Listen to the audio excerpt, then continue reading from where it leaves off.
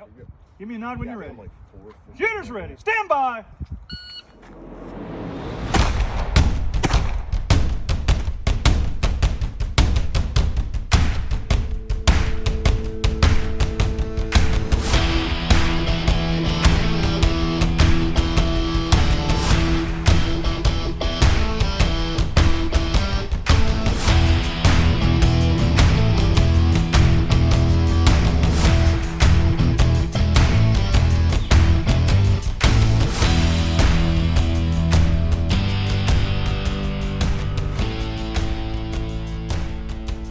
Hey everyone, welcome to this episode of Bullets and Bourbon. I'm Frank Gao, joined by my co-host, Matt Gunlock. Today we have a returning guest. It's Major Parker Tomasi. He's been on a couple episodes before, still serving as the operations officer at Weapons Training Battalion Stone Bay, where he hosts intramural matches, helps coordinate for the MICMICs, distinguished rifle shooter, but most recently, he attended a class. He attended a class by Travis Tomasie. For those of you that don't know Travis, he was a member of the Army Marksmanship Unit, and he currently shoots for Masterpiece Arms. So he's been around the competition scene for a very long time. I want to say he's been to some world shoots. He's pretty much done it all in his day. At this point, he's continuing to compete, teaching a lot. So Parker, you've interacted with Travis before you met him in person. How did you first find out about him, and what was that interaction like? Yeah, so Tomasi is not a very common last name. It is apparently in Italy, where both our families are from. So in the early days of YouTube, a young Corporal Tomasi posted a video of him doing some mag changes. It's just a side profile. And that was kind of when he was introduced to the shooting world as the fastest reloader on the planet. This guy is butter every single time.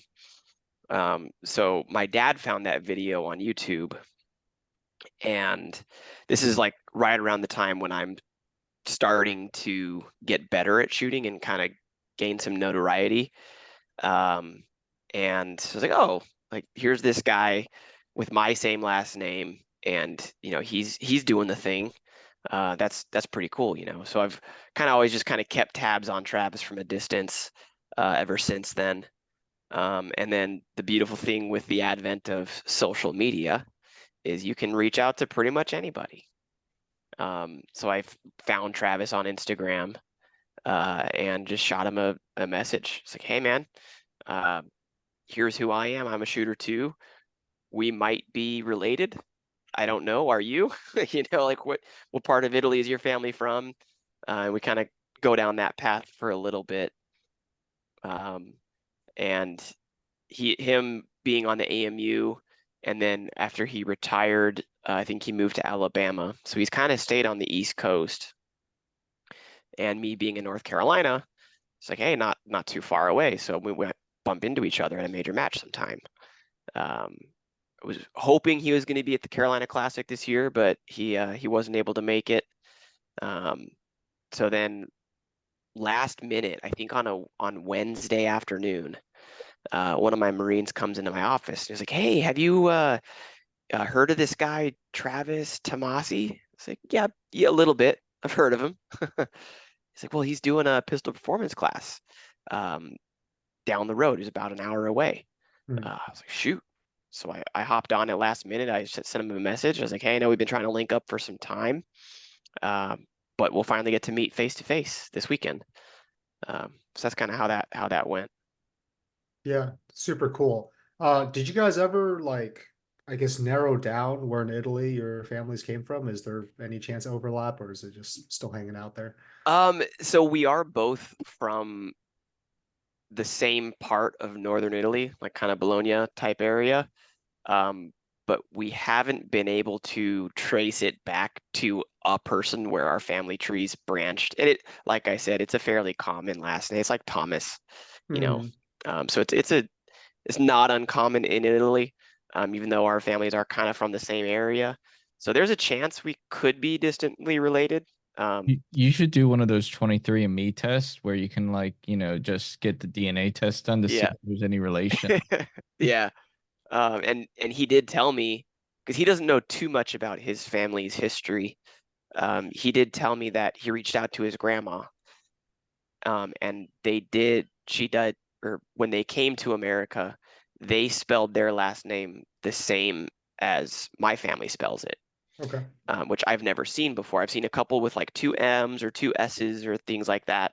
His is IE, and he was saying that his grandma added the E in the hopes that it would help people pronounce it properly, which I looked at him. Yeah, I looked at him. I was like, how'd that work out for you? He's like, no, didn't Yeah, help.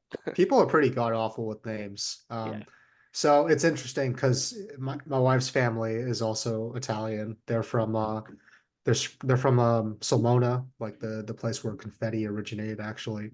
And interesting. her last name is DeVito. And there's so many variations of DeVito, from Danny DeVito and the E and the I and different Mhm. places. And part of the issue that there's the inconsistency I found is that at Ellis Island, they would annotate people's names differently, right? Depending on which customs officer you got or intake Right. officer you got. Yeah. So yeah, that's always interesting to me, just how I guess immigrants' names carry over. But back to Travis Tomasie.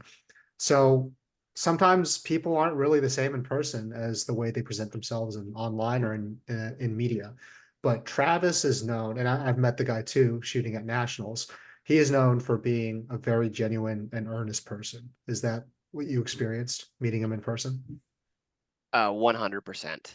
I was kind of cautious going into it because I always say like don't meet your heroes kind of thing, and I don't really get star-studded when I run into a famous person or anything like that, and I don't really care about famous people and celebrities. But inside the shooting world, my wife asked me right before the class, she's like, if you could meet one person in the shooting world, who would it be?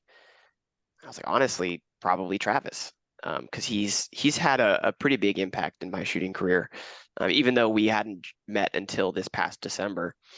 Um, so yeah, I was a little nervous. It's like, okay, one, this guy's busy. He's putting on a class for a bunch of students. I'm not the only one. I don't want to be an attention hog or, you know, take away from the other students who paid just like I did to be there. So trying to be fair on that sense. Um, and what really kind of cued me into the personable guy that he is, there was another student there who is from the Georgia area when he was a kid, and the AMU used to host like youth events. And this kid brought, well, I say kid, he was a Marine. He got out. He's probably in his mid-20s.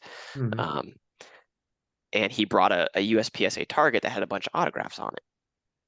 And he goes, "Hey, Travis, back," and he named the year, it was like 10 years ago. He's like, "Do you remember you guys did this youth event and you signed this target for me and a bunch of other people?"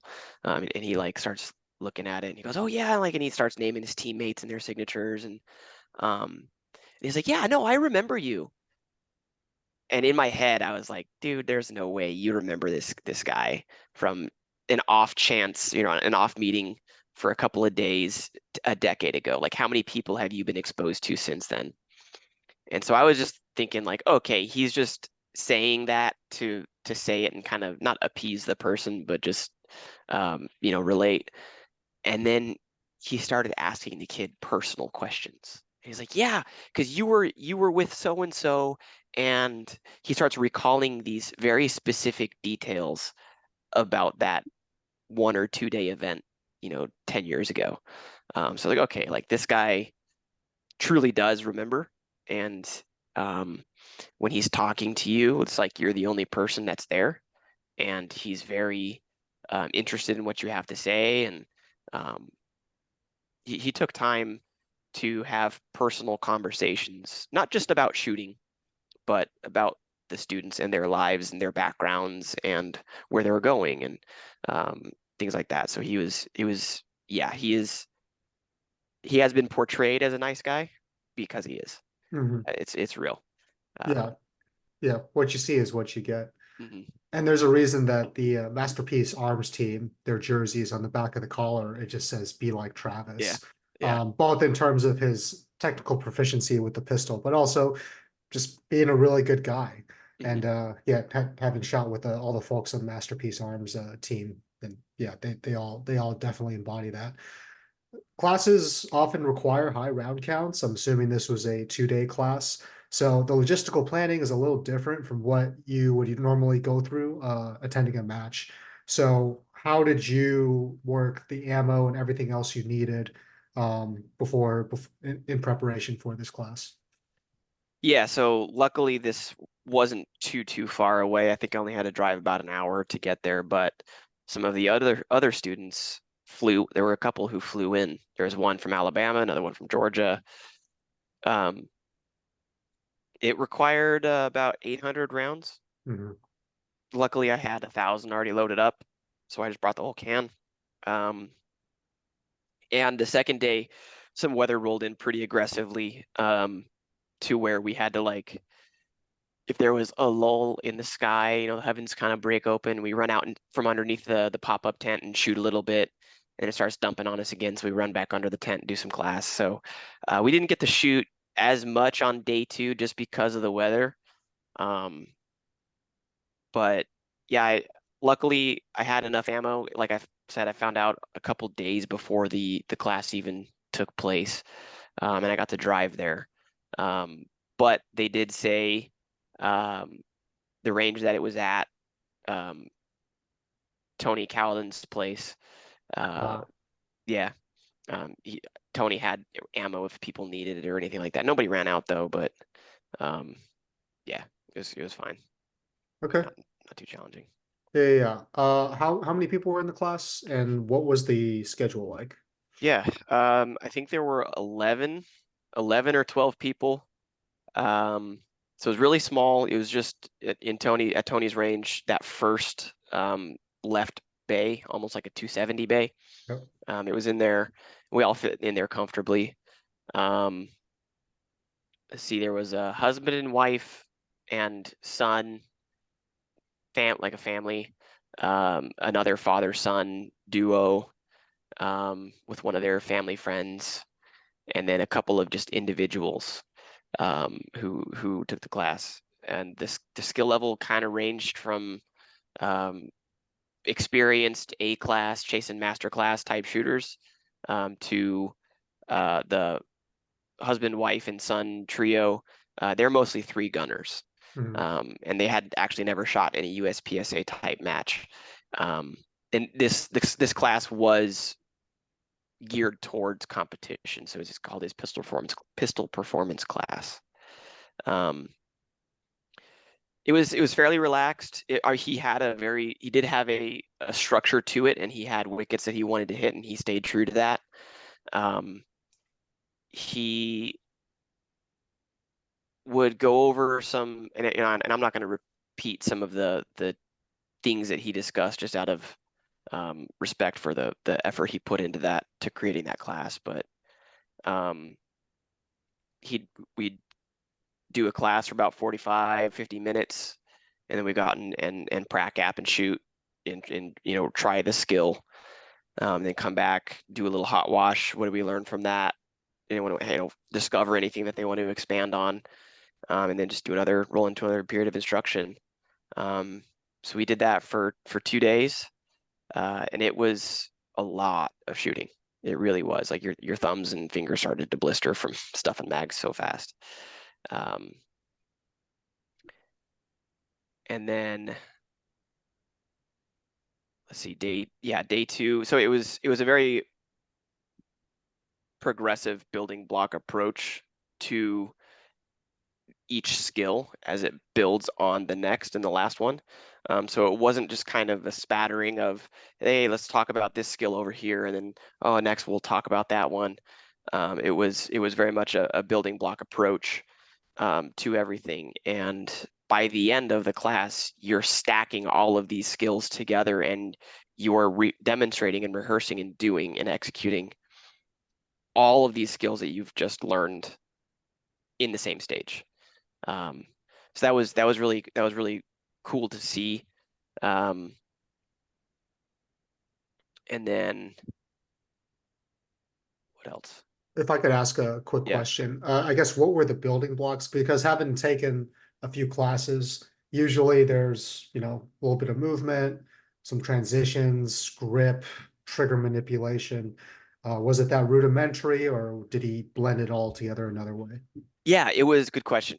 It was blended very well. And one thing you don't want to do is spend a bunch of money and you go to this class and the dude spends an hour and a half talking about gun safety and Right. keep your finger straight off the trigger. It's like, okay, got it. Like we are all, yes, I understand there has to be a safety structure in place and the instructor doesn't know the skill level of each person, so he has to assume a certain level of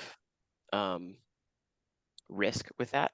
Mhm. But Travis, yes, we covered the safety part, and there was no part of the class that anybody felt unsafe. It was very controlled. Mhm. But yeah, we didn't talk about um, when to click the safety off or shoot. He didn't even give us round counts for the drills. The assumption was come to the line with a bunch of mags, keep your gun up. And the drills weren't designed for you to run dry during specific portions. It was just, if you run dry, keep your gun fed and keep it up. And it was just assumed that you did that. But yeah, so there was a building block. We did talk about grip and stance. And actually, I since then have actually adopted Travis's stance. It's a little bit wider than normal, than Mhm. shoulder width, and his support foot or his dominant foot is a little bit further back and kind of flared out a little bit. And I tried that and I actually really like it. But so yeah, we did talk about grip and stance and eye focus, target transitions. And the first half day, 3/4 of the first day was all static, no movement, nothing. It was all just focusing on accuracy, learning how to shot call, how to apply or how to press the trigger on various level targets. And I'll admit, we've all heard, slapping the trigger, like don't slap the trigger. And I was a big advocate of not slapping the trigger. And it maybe stems from my bullseye rifle years of knowing when and how to apply your trigger. So I Mhm. don't feel the need to slap my trigger, but I also get trigger freeze quite a bit. And what I learned in that is slapping the trigger on close open targets where you can get away with it protects you from getting trigger freeze. It's like, oh, that was like the first kind of humbling experience. It's like, oh, like that's a very simple thing that you think you would know. And then, you discuss about it in the class for a little bit and you're like, oh, that makes a heck of a lot of sense. So, Yeah, it's pretty cool. Yeah, last question for me, and then I'll turn it over to Matt. You said that the second day was a little more on the move. Did he set up a demo stage for you guys at all? Several classes I've been to have set up like a stage just to like practice on. Is that something you guys did? it did culminate in us shooting a designed stage. The first introduction to the movements and position entry and exits was just, a square shooting box and a square shooting box, 2 targets and 2 targets, that kind Mhm. of thing. And then we did some triangle drills where you're advancing from, a triangle of cones and you're advancing and shooting laterally and then backwards, or doing a square drill, things like that. But it did culminate in us shooting a stage. And one thing that another tool that I've since picked up from that is, he calls them forced reps, where you shoot your stage and you shoot it at match speed. Like the goal is not to try and sandbag and kind of game the game, but shoot it Mhm. at match speed, and go through it. And then whatever your time was, take a half second off and go shoot it again. and that's your part time now. So if you shot Mhm. it in 7.5 seconds, your new time to beat is 7 seconds or faster, obviously. And it forces you to push that envelope just a little bit. And I've been doing that a lot since then, and it's actually really, really helped. So, Awesome. so going back to, class size and everything, as an instructor, there's a diminishing return on how many students that you can have in a class where you can realistically devote a certain amount of time to the students. And that's different for every person and how complex the training is. But, you know, given that, how much, would you say that there was enough attention given to the students, and how do you feel about the less level of personal interaction that you had with Travis? Um, I think it was adequate. Absolutely. I didn't feel like I didn't get to ask the questions that I wanted, or that Travis wasn't giving equal attention to everybody. So having that, 1 to 12 ratio, 1 instructor to 12 students, um, allowed the setting to be intimate enough where everybody got the attention that they are paying for in the class. Um, and I think we took breaks frequently enough too, where any like over lunch we just sit on our gear, just eating lunch. Now we're just talking and learning about each other. And Travis was very good about driving those conversations and asking engaging questions, personal questions to people. And then we went to dinner after day one at was it Madbor? Is that Yeah, what it's No. Matt called? Bohr. Matt Madbor? Bohr. Yeah, Yeah, yeah, yeah. That the random so for those of you that are not familiar with the area, you're driving back. Is it 40? Is that the highway or yeah, is it a different yeah. highway? 40 from Sir Walter. Yeah, yeah, Yeah. yeah. But all of a sudden, out of nowhere, this really, really nice freaking restaurant with like Tesla superchargers pops up out of nowhere. It makes zero sense why that is where it is. But yeah, Yeah. yes, I remember that quite Yeah, well. it's like Irish pub, real cool inside. Oh yeah. Yeah, and we all went to dinner, and got to catch up some more, and the camaraderie that Travis fostered in the class was outstanding. Got to meet. I didn't know a single person in the class. I know I'd known Tony, but he wasn't in the class. He just kind of popped in here and there, but I'd only known him because shot at his range.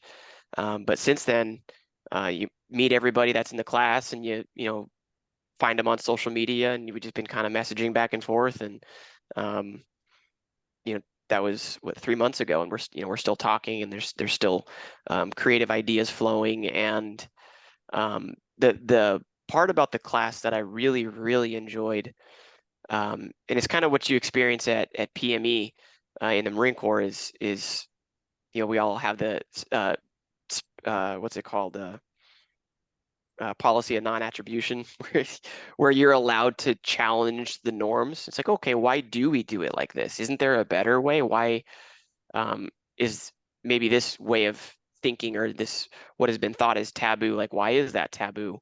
Um, I so didn't. the I never did that just at PME. I would try and implement that, you know, at the teams as well. And some people liked it, some people didn't.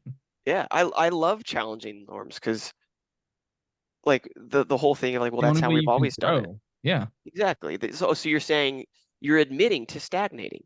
Hmm. You're admitting to being comfortable and complacent and not getting better. That doesn't sound good to me.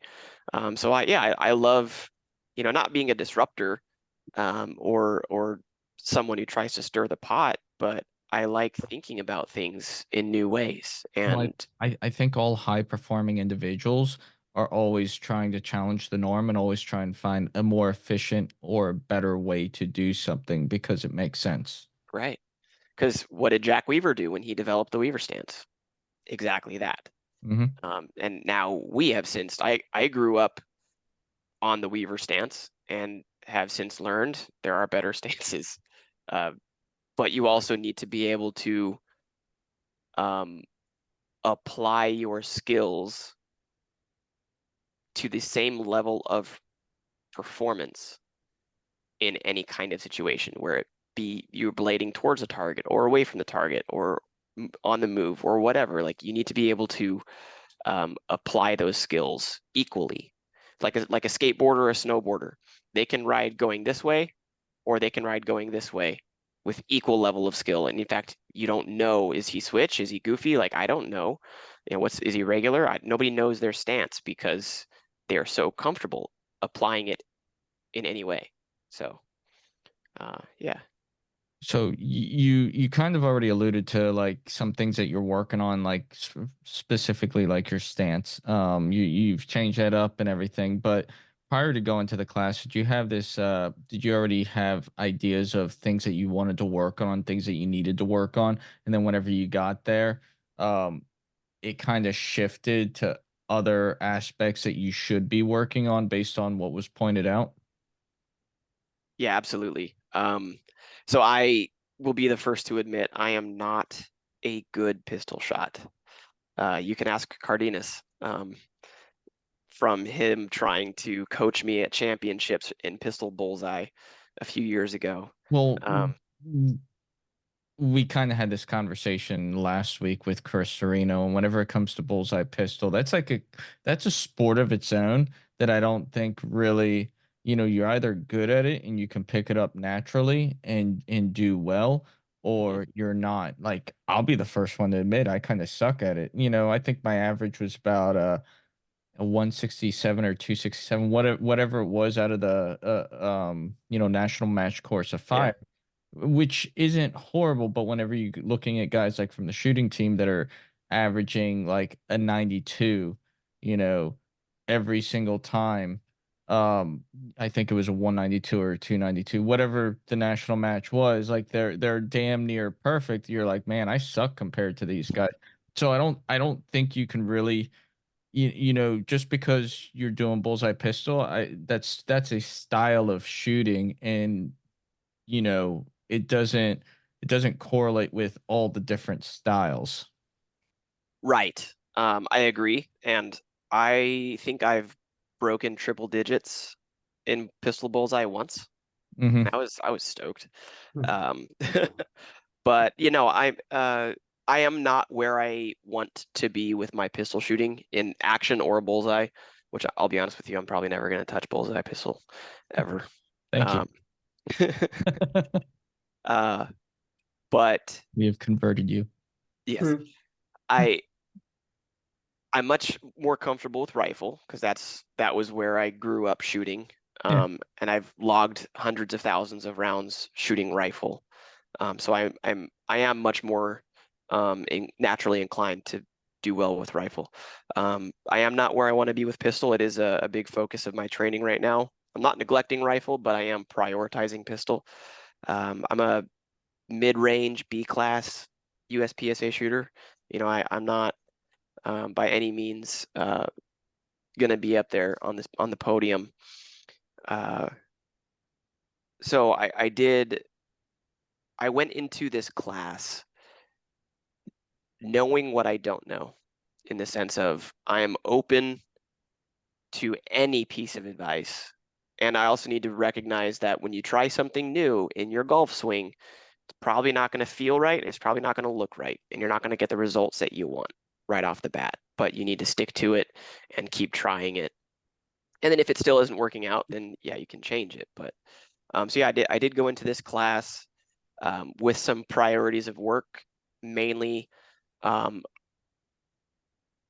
the accuracy side, applying the proper grip and trigger control, I think is my biggest deficiency in action shooting right now. I'm good with movement. I'm fast with movement and comfortable. I could still transition between targets and be a little bit more explosive or aggressive. That can always get better, but I think what would help me is the accuracy side of things.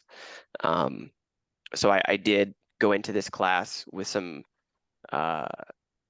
goals of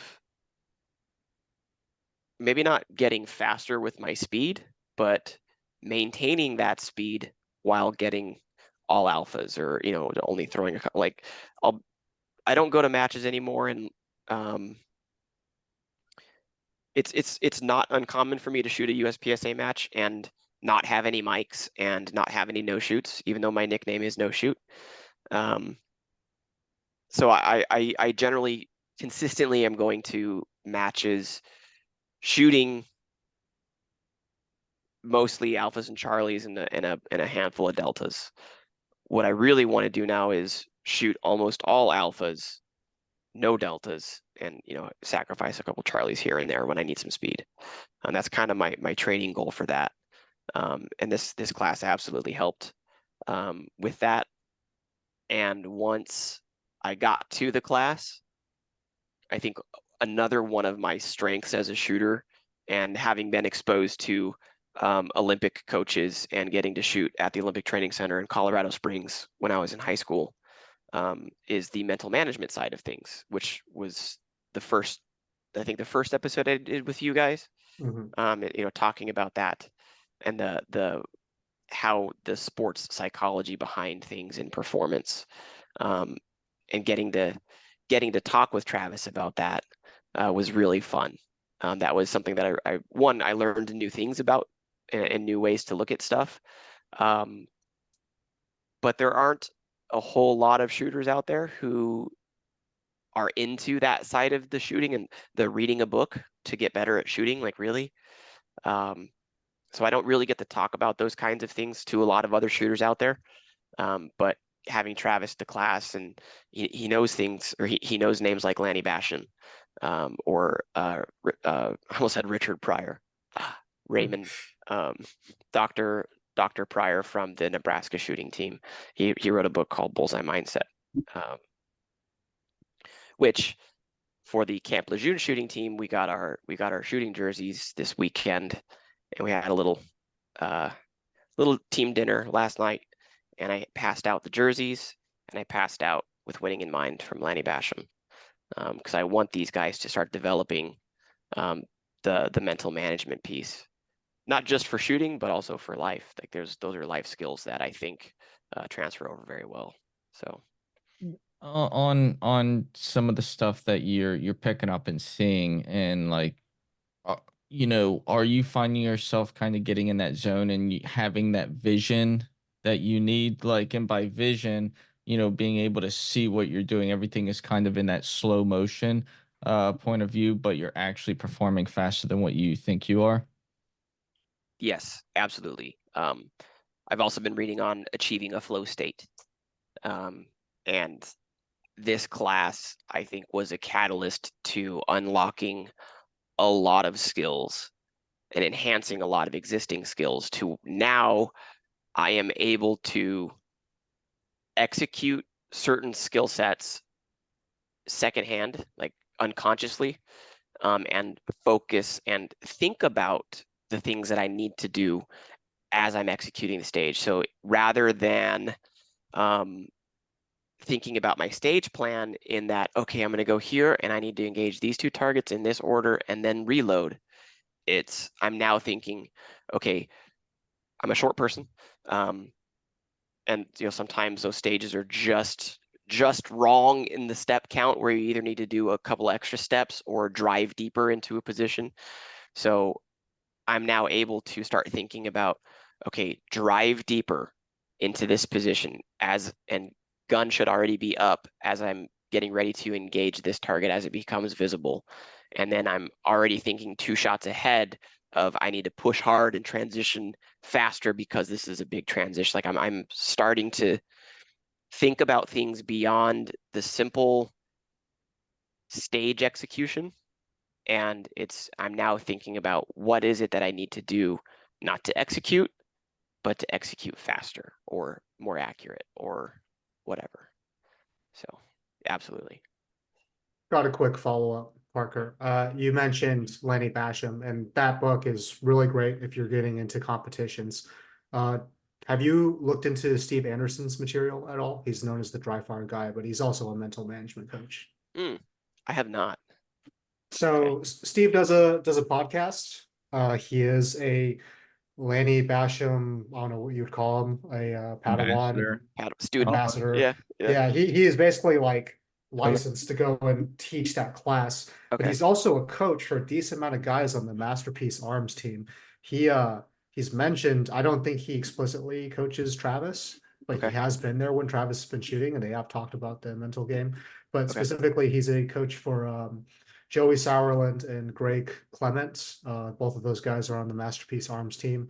I actually did a Zoom call with him after IPSC Nationals, and we just kind of went through the things I was seeing and how I was feeling and the way the match. He went through my match results, asked me about how I was feeling and what my preparation was for each stage, and that was massively helpful. So Okay. it's great that your guys all have the Lanny Bastion book. I have it too, but eventually, I think Steve Anderson is a good person to turn them on to as well. Okay.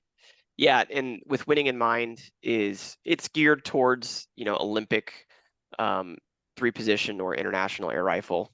Yeah, I found it applicable though. But yeah, Like it's I never did. I feel like he was talking about something that I was like, oh, I'm never going to use that. Yeah. right. Okay, Steve Anderson. I will look that up. I like that. Okay. Just another thing, like I know you um are going out and you have a shooting team and you guys are going out and shooting USPSA and everything, and I don't know what your thoughts on are taking them out to two-gun matches, but I know the Paris Island shooting team has been going up to Carolina Guns and Gear Zoo City two-gun matches. Like they shot one a couple weekends ago. Maybe doing some coordination with like Archbell and Mm. meeting up with those guys there and kind of having like a whole Marine Corps squad. That'd be pretty good. That way you can kind of Yeah, like two weapons training battalions in the, North Carolina, South Carolina getting together, going and shooting a match together. absolutely. That'd be really good. A lot of the guys, I mean, it's caught on like wildfire. I'm not saying that I did that, but it's an addictive sport, obviously. Um, and these guys that are on the Camp Lejeune installation shooting team, um, they're all about it. They're on fire for it. It's been so much fun watching them grow and improve. And there's this hunger and desire to better themselves, and that's been really fun to watch. So yeah, we do two gun matches. PCSL, I'm really stoked about. So I think that's going to be a really big sport here very shortly. I mean, shoot, it already is. But yeah, that'd be fun to link back up with Arch and go shoot with him too. Yeah. Kind of shifting gears completely. You are about to embark on a pretty new journey here soon. Uh, I just did it, over a year ago in retiring. And shoot, that wasn't even the first time I got out. I got out once before in 2006 and then, came back like 5, 6 months later, just because I wasn't done. But you're about to get out. You have over 10 years of service, and that's not the traditional approach. Most of the time, people are like, "Hey, if you have 10 years in, just stick it out, suck it up, finish your time, man." But you're taking more of an untraditional route, whether it's to accomplish life goals and whatnot. But how did you come to that decision? And what do you say to others that are contemplating their futures as well? Yeah. So just to explicitly state what Matt's getting at is, yeah, I've decided to get out of the Marine Corps after I guess 13 years. I love the Marine Corps. I've really enjoyed the experiences that I've gotten to do here, and mainly the people that I've gotten to serve with, and the friendships and relationships. Um, yeah, so I'm gonna get out this year, and don't quite know exactly what I will be doing. I have a business venture that I'm trying to start, but we can talk about that later if you want, which is also very exciting. Um, Let's talk about it whenever it's all up and running and there's a plan in place. oh yeah, oh hey, it's moving forward too. Good. Like it's Hell yeah. it's still on track. Um, but yeah, the decision to get out was not easy. And I mean, we've all had those days. I call them EAS days and reenlist days. Like today was a re-enlist day, and tomorrow might be an EAS day where you're just like, I need to get the heck out of here. So it wasn't a decision that I made quickly or lightly. Mostly my reasons for getting out are to be more there for my kids. That's more a personal side of it's not like I'm disgruntled with the Marine Corps and like want to leave this broken organization that, or what, you know, that's not it. It's more of a desire to be there for my kids. My dad just retired this year, and I'm really close with my dad, so getting to go back home, raise my kids, to be around my parents and have a relationship with their grandparents. I really want that for them. I am gonna do the reserves, so I can still, you know, get my Marine in 1 weekend a month. So I'll still stay in the organization that way, but yeah, it's hard because especially at 13 years in, you're like, oh, okay, like I got 7 more to go. Like that's what, 2 PCSs. Like I can do two more units. But and people get married to the benefits and to the retirement, which is true. It's comfortable. I know, Matt, you're enjoying your retirement, and it's, you know, hard earned and well deserved. But my reasoning for joining the Marine Corps was not to have a career. My reasoning was to serve my country. I still want to serve it, but in a different capacity now. I think, I don't know. It's hard. It's something that, it's a decision that I'm still coming to terms with, and there are going to be days that I'm really going to miss it. And it's not an, even though I've made the decision and I have my commission resignation has been accepted, it's still hard for sure. Mainly, and especially like things like last night, having a team dinner with the shooting team guys for the base team, just a bunch of great people, and, you know, not really wanting to say goodbye to that, but I'll start it in my own way. You know, the other part of the question, what do you tell people who are contemplating getting out and based off of what you're going through now? That's hard because we're all disgruntled in some way. We're all belligerent in some way. And that's one thing that I've kind of had to check myself on is, you know, I'm a feel great officer, and if I start listing the reasons why I'm getting out, that can influence other people. And, you know, young lance corporals who may not have the right frame of mind to be able to think things or understand why there's friction in certain areas. So that's been a very challenging thing that I have had to learn how to navigate, is when there is somebody who's like, man, I think I'm just gonna get out. Like, what do you think? It's like, well, it's a very personal thing. Like, we all have our own reasons for serving. I think my only advice to someone who's contemplating staying in or getting out is your motivation should not be the money. And I know young Marines don't make a lot of money, but that shouldn't be your motivation for staying in. It shouldn't be like, well, if I stay in and get 100% disability or all these other benefits that come with multiple deployments, and certain awards come with benefits. Yeah, but that shouldn't be why you do it. Like, really, at the end of the day, we all take an oath. So reread that oath and ask yourself, can I still uphold that oath? And if you can, then cool, stay in. But if your reasons for staying in are the money, It's comfortable. It's reliable. Yeah. It's, you know, I'm not going to say it's the easy road because there's nothing about this job that's easy. Um, but that shouldn't be why you do it. It should be to serve your country. The willingness to sacrifice is part of it, but yeah, it's challenging when people ask you, should I stay in? Should I get out? Oh yeah. No, I mean, I have conversations like that. I mean, I'm still working on a Marine Corps base, and people ask me, and I mean, I tell people you gotta.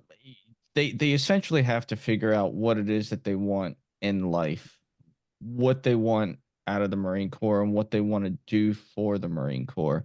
Um, and if they're gonna get out, they need to have that plan. They have to at some point become selfish to have a plan or come up with a plan that's gonna allow them to take care of themselves and their family. Um, but you have to know your reason why, and if you're truly ready or not. Um, I mean, one of the reasons that kept me going is, you know, I've had a string of very good leaders. I've had a string of very bad leaders. I wanted to be one of those good leaders that the guys can look up to, and I can make a positive impact on their lives, and not be their friend, but be their leader and carry them through success and make them better citizens to this country.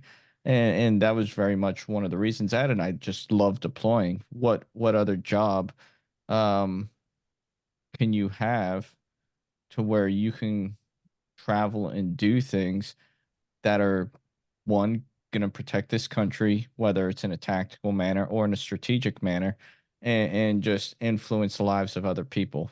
There's not many roles out there, and even being out, you have to find those ways. Like if you're built like we are, you have to find those ways to where you can still make an impact on people's lives. Because it's true, when you get out, there are times where you really feel like there's no purpose. Um, and you have to find that purpose whenever you're out. Yeah, I think that's the part that I'm going to struggle with if I don't find a purpose. But so this my dry fire room in here, but I have those whiteboard adhesive things that you can like tape to your wall, and I'm trying to start my purpose with my two closest friends outside of the Marine Corps. Well, they were Marines as well, but there is a shooting range in New Mexico that is currently for sale that we are trying to acquire. It's a big range too, like it's capable of hosting national level events. So if we're able to do this and secure funding, put in an offer, a tasty enough offer for them to bite off on, yeah, this is the little room where I started that little, or am starting that little business. So hopefully that'll help augment the, I'm not going to say loss of purpose when you get out of the Marine Corps, but it should be a shifting of purpose. Mm-hmm. So we'll see. More to follow on that. Hopefully we can do a podcast in the ranch house of that range during a national match. That'd be super cool. Yeah. Yeah. Frank, you had something? No, I covered everything. But Okay. Parker, did you want to talk a little bit about the event Stone Bay has coming up? Yeah, so it is McMick season. Obviously, I think NCR, Far East have all happened. I think Pacific just wrapped up, or they're shooting Just right now. wrapped. They just got back from Pacific. Yep. Okay. Yeah. Okay. So McMick East. So for any Marine who is in the Eastern region, who wants to try their hand at shooting and shooting competitions, McMick East will be 8 March through 15 March this year on Stone Bay. It will be a Friday to Friday schedule, which we are shooting through the weekend. So it's only 7 to 8 days, but ARQ and CPP are taken out of the POI, so it's a bit shorter. And the sole focus of this year is just going to be skill building and competition. So we're really excited for that. The Marines at Stone Bay have been putting in a lot of work during like on and off work hours. We shoot all day, all week, and then on weekends we go shoot some more at matches. So it's kind of nonstop, which is great. So really excited for MIC this year. The registration is open on Practice Score. If you just go to matches and type in FY24, you'll see MIC East. Night match again this year. I think I know last year we had to turn away some people just because there's only so much daylight for us to shoot in, and the driving factor there is how many live fire ranges can we run concurrently. Like that's our throughput limitation. So it's going to be about the same this year. We'll have about 175 slots open, and registration is live. So go sign up. And it doesn't have to be. I know a lot of Marines are like, well, I'm not that good of a shot, or I've never shot in a competition before, so I can't go to MIC. Just show up. Dude, just show up. Yeah, like MIC is a perfect atmosphere to get introduced to competitive shooting. And you're never going to know how good you actually are or how bad you actually are unless you go shoot. And then, I mean, it's a great way to figure out where your flaws are in order to start working on them for the future. Yeah. It's I was dead last in my first competition. Dead last. Me too. Yeah. And then, there's the guys out there who say like action shooting isn't combat and it induces training scars. Okay. I see your point, but I will counter that with, yes, competition is not combat, but combat is a competition. Mm-hmm. So do you want the first time you're in competition for your life to be in combat, or do you want to be able to like know how to think through problems in a stressful environment? Well, I mean, I keep saying this over and over, and it's like I wish I had the knowledge and the skills that I have now back in 2005 when I first went to my very first competition in the desert and was put to the test. Was I successful? I mean, I survived, but we could have came back.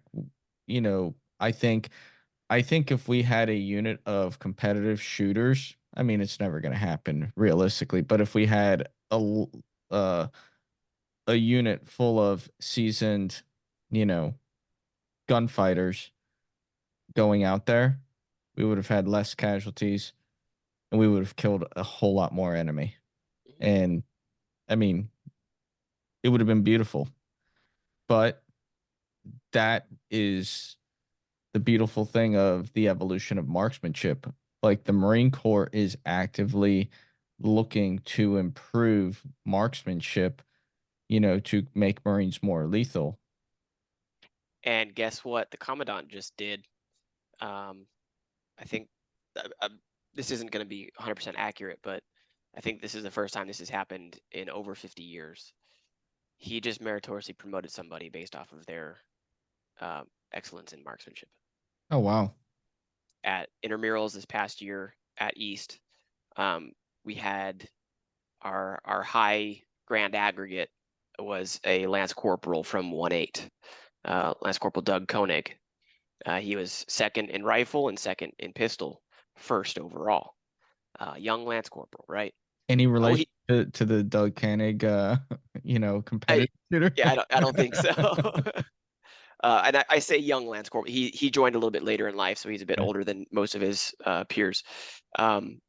But the current CEO of 1-8, Lieutenant Colonel Kerrigan, who's got a bit of a social media presence. Mm-hmm.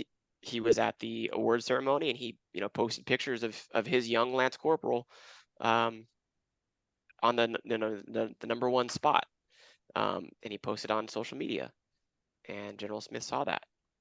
It's like, that's pretty cool. He's a corporal now. So he saw, like, the Commandant saw that and was like, that is exactly the type of thing that I want to reinforce inside our ranks. And he meritoriously promoted Corporal Koenig.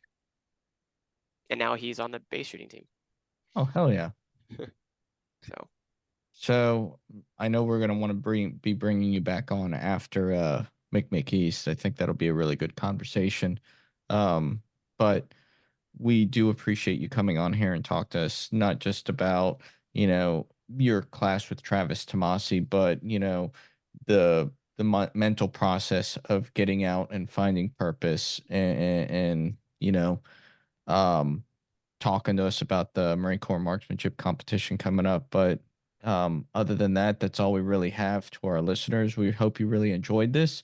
Um, please let us know how we're doing. Please give us a follow, like, comment, reach out to us. And if you have any questions for Major Parker Tomasi, please reach out and we can get any information that you would like to, any questions you may have to him. Please just reach out and we'll get it to him so he can answer you. Other than that, have a great one, and we'll talk to you at the next one. are you still recording? Yes. So if anybody has questions about Mick East, just hit me up on social media, Tomasi_shooting. And it's not spelled like Travis's. It's Tomasi. No E. Awesome. Now Travis Tomasie is going to get a bunch of messages about the Mick, and he's like, I don't know. But yeah, guys, we hope you enjoy this, and we'll talk to you later. Sweet.